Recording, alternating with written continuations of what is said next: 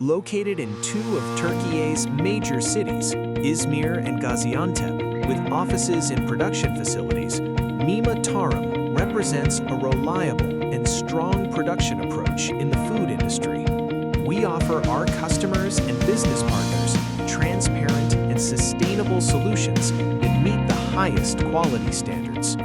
Our innovative production philosophy, centered on customer expectations, is strengthened by over 30 years of experience in the food sector.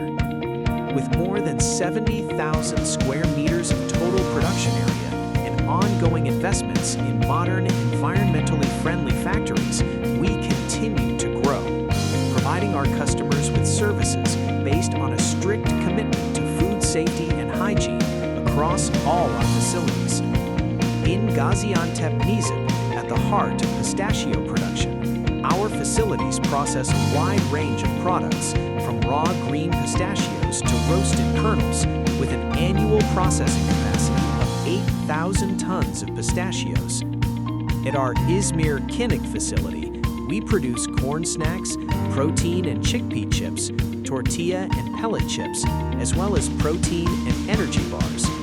Our Kınık facility offers high-volume and flexible production capabilities, delivering strong operational power for both domestic markets and exports.